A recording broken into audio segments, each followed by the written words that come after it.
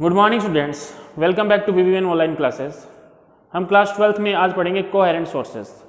Coherent sources क्या होते हैं, हमें इनकी क्यों ज़रूरत पड़ी, इसके बारे में अपन आज पढ़ेंगे। कोहेरेंट सोर्सेस को पढ़ने से पहले हम परसेप्ट कर लेते हैं कंडीशंस फॉर डिस्ट्रक्टिव इंटरफेरेंस और कंस्ट्रक्टिव इंटरफेरेंस। कि कोहेरेंट सोर्सेस को समझने के लिए डिस्ट्रक्टिव और कंस्ट्रक्टिव इंटरफेरेंस की कंडीशंस उनको याद रखना जरूरी है, तभी कोहेरेंट सोर्सेस समझ में आएंगे। और एग्जाम के पॉइंट ऑफ व्यू से ये टॉपिक बहुत इंपॉर्टेंट है, या अपन कह सकते हैं इंटरफेरेंस के अंडरस्टैंडिंग के पॉइंट ऑफ व्यू से भी ये इंपॉर्टेंट है। तो पहले अपन पढ़ते हैं कंस्ट्रक्टिव और डिस्ट्रक्टिव इंटरफेरेंस की कंडीशन। जो अपन पढ़ चुके हैं उन्हीं को मैं दोबारा रिपीट कर रहा हूं। तो उसमें अपन ने क्या किया था, दो सोर्स लिए थे, दो सोर्स मैंने कंसीडर किए थे S1 और S2। ठीक है, इनसे सेम फ्रीक्वेंसी की लगभग सेम डायरेक्शन में लाइट इमिट होती है और किसी जनरल पॉइंट पर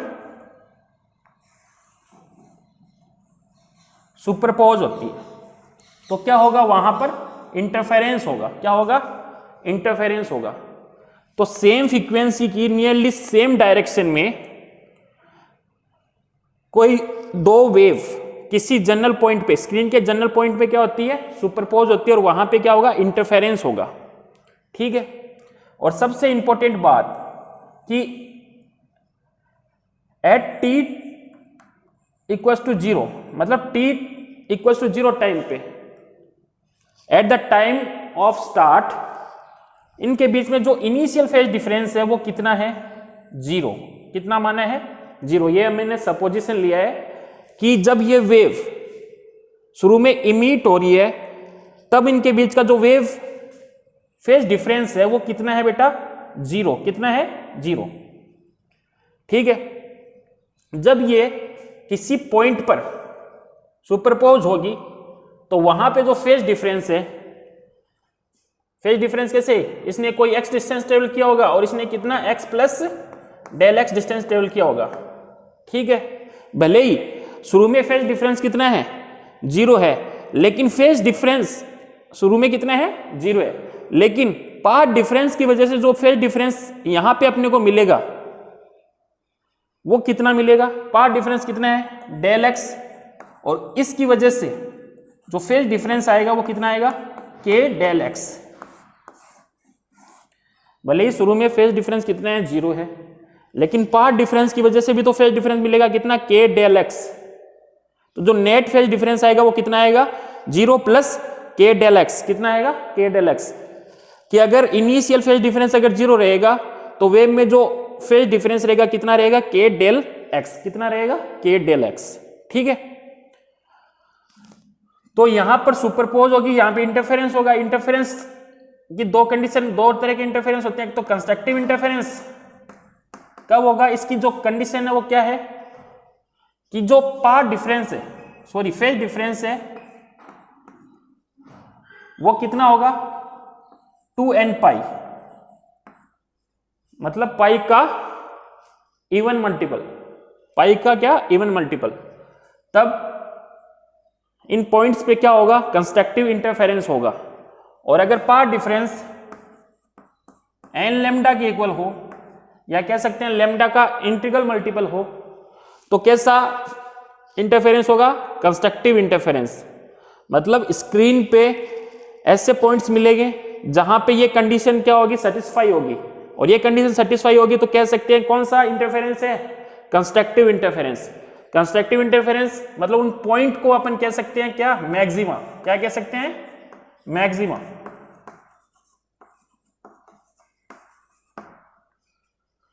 कि यहां पे अपने को बहुत सारे ऐसे पॉइंट मिलेंगे जहां पे ये कंडीशन सेटिस्फाई होगी, तो उन पॉइंट्स को अपन क्या कह सकते हैं, मैक्सिमा, या कह सकते हैं पॉइंट ऑफ कंस्ट्रक्टिव इंटरफेरेंस।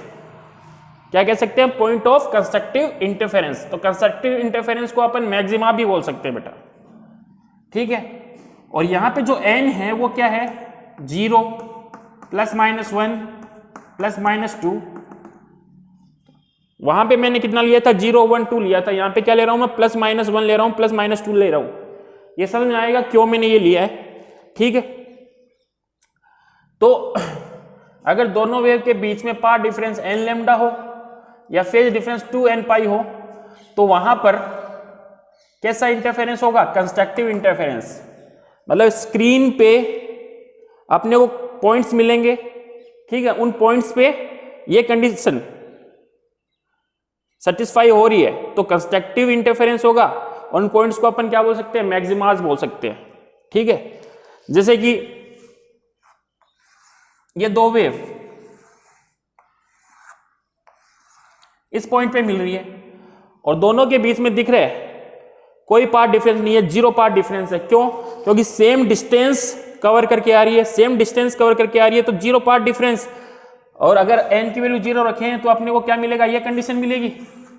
ये कंडीशन में कौन सा इंटरफेरेंस होता है बेटा? Constructive interference. मतलब ये जो पॉइंट है, इस पॉइंट पे कौन सा इंटरफेरेंस होगा बेटा? Constructive interference. और यहां पे क्या मिलेगी? ब्राइट बैंड मिलेगा। क्या मिलेगा? Bright band. क्या मिलेगा? Bright band. क्योंकि अपन जानते हैं मैक्सिमा की कंडीशन में जो रिजल्टेंट इंटेंसिटी है वो मैक्सिमम मिलती है, और कितनी मिलती है बेटा? √I1 प्लस √I2 का होल स्क्वायर, ये मिलती है। कंस्ट्रक्टिव इंटरफेरेंस के अंदर जो रिजल्टेंट इंटेंसिटी है वो कितनी मिलती है? ये मतलब यहां पर कौन सा इंटरफेरेंस हो रहा है इन दो वेव के लिए? क्योंकि इनका पाथ डिफरेंस कितना है? जीरो पाथ डिफरेंस है, तो ये कंडीशन सेटिस्फाई हो रही है, ये कंडीशन सेटिस्फाई हो रही है, तो कंस्ट्रक्टिव इंटरफेरेंस मतलब मैक्सिमास। मतलब यहाँ पे जो पॉइंट है वो क्या मिलेगा? वहां पे क्या बनेगा? ब्राइट फ्रिंज बनेगी, मतलब ब्राइट बैंड बनेगा। क्या मिलेगा? Bright band. ऐसे ही इसके पास एक पॉइंट और है, वहां पर लैम्डा पाथ डिफरेंस की वेव पहुंच रही है। इस पॉइंट पर लैम्डा पाथ डिफरेंस की वेव पहुंच रही है, मतलब n की वैल्यू अगर 1 रखें तो लैम्डा मिल रहा है पाथ डिफरेंस। तो कैसा interference? Constructive interference. Constructive interference तो दोबारा यहां पे क्या बनेगा? ब्राइट बैंड बनेगा, जिसको मैं नाम दे देता हूं B1। ऐसे ऊपर 2 लैम्डा की वेव, पाथ डिफरेंस वाली वेव पहुंचे इस पॉइंट पे, तो कैसा इंटरफेरेंस होगा? Constructive interference. मतलब दोबारा क्या मिलेगा? एक ब्राइट बैंड मिलेगा। ऐसे अपने को ब्राइट बैंड के पॉइंट्स अपने को मिलेंगे, जिनको बोलेंगे पॉइंट ऑफ कंस्ट्रक्टिव इंटरफेरेंस या मैक्सिमा, ठीक है। ऐसे पॉइंट मिलते जाएंगे। ऐसे ही नीचे भी मिलेंगे, इसके नीचे इतने ही डिस्टेंस पे B1, B2, B3, ऐसे ऊपर B3, जहां पर n की वैल्यू अगर मैं 0 रखूं तो मेरे को ये पॉइंट मिलेगा, ठीक है। 1 रखूं तो B1 मिलेगा, 2 रखूं तो B2 मिलेगा। मतलब पाथ डिफरेंस कितना होगा उनमें? 2 लैम्डा। पाथ डिफरेंस 3 लैम्डा हो तो ये पॉइंट मिलेगा, 4 लैम्डा हो तो B4 मिलेगा, ठीक है। अगर माइनस रखूं तो ये नीचे वाले पॉइंट मिलेंगे, ठीक है। तो एक ऐसा एक पैटर्न मिलेगा यहाँ पे स्क्रीन पे, ठीक है, ब्राइट बैंड के।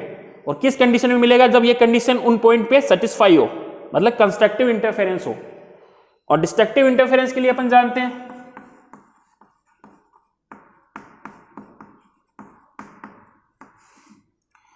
कि जो फेज डिफरेंस है दोनों वेव के बीच में वो कितना हो? 2n-1 पाई। मतलब पाई का ऑड मल्टीपल हो। पाई का क्या हो? ऑड मल्टीपल हो। या जो पाथ डिफरेंस है वो क्या हो? 2n-1 λ/2। λ/2 का क्या हो? ऑड मल्टीपल हो। तो इस केस में कैसा इंटरफेरेंस होगा? Destructive interference. मतलब अपने को स्क्रीन पे कुछ पॉइंट्स मिलेंगे जहां पर ये कंडीशन सेटिस्फाई होगी, तो कैसा इंटरफेरेंस होगा? Destructive interference. वहां पे जो इंटेंसिटी है, कैसी इंटेंसिटी मिलेगी? मिनिमम इंटेंसिटी, मतलब डार्क पॉइंट मिलेंगे। मैक्सिमम इंटेंसिटी मतलब ब्राइट पॉइंट मिल रहे थे, और मिनिमम इंटेंसिटी मतलब डार्क पॉइंट मिलेंगे। और कितनी आई थी रिजल्टेंट इंटेंसिटी डिस्ट्रक्टिव में? I1 माइनस √I2 का होल स्क्वायर। और उन पॉइंट्स को अपन क्या कह सकते हैं? मिनिमा। या इसको अपन क्या कह सकते हैं? डिस्ट्रक्टिव इंटरफेरेंस को मिनिमास।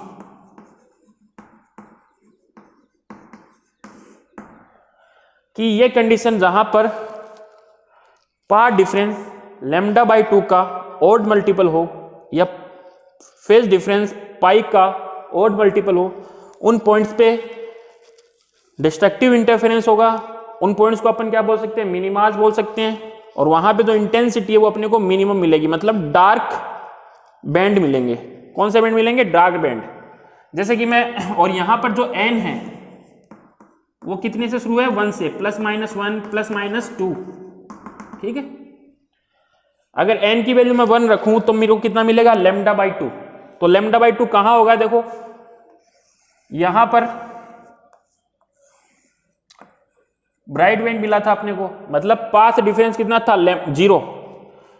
और यहां पर पाथ डिफरेंस कितना था, लैम्डा। तो लैम्डा बाई 2 कहां पे मिलेगा, बीच में मिलेगा। ये दो वेव, इन सोर्स से दो वेव आ रही है जिनके बीच का पाथ डिफरेंस कितना हो, लैम्डा बाई 2। लैम्डा बाई 2 है तो ये कंडीशन सेटिस्फाई हो रही है, ये कंडीशन सेटिस्फाई हो रही है। तो कैसा इंटरफेरेंस होगा, डिस्ट्रक्टिव इंटरफेरेंस। और अपने को क्या मिलेगा, डार्क बैंड मिलेगा। क्या मिलेगा, डार्क बैंड। ऐसे इनके बीच में डार्क बैंड मिलेगा D2, ऐसे D3। तो ऐसा एक पैटर्न स्क्रीन पे अपने को मिलता जाएगा, एक ब्राइट बैंड, उसके बाद में डार्क बैंड, एक ब्राइट बैंड, एक डार्क बैंड। तो ये अपन डिटेल में आगे पढ़ेंगे, लेकिन अभी कोहेरेंट सोर्स को समझने के लिए अपन ने इन्हीं कंडीशन को दोबारा क्या किया, रिपीट किया है, ठीक है। अब जो कोहेरेंट सोर्स है वो क्या होते हैं, ठीक है। तो कोहेरेंट सोर्स मतलब जो S1 है, S2, इनको कोहेरेंट सोर्स लेने की क्या जरूरत पड़ गई, है ना। तो पहले अपन नीड की बात करते हैं। तो कोहेरेंट सोर्स वो होते हैं जो इसकी नीड है। नीड क्या है कि जो ये इंटरफेरेंस बना रहे हैं, स्क्रीन पे जो इंटरफेरेंस बना रहे हैं वो कैसा होना चाहिए, स्टैटिक और सस्टेन्ड इंटरफेरेंस होना चाहिए, ठीक है। तो कोहेरेंट सोर्स से जो इंटरफेरेंस मिलेगा वो कैसा होना चाहिए, विच प्रोड्यूस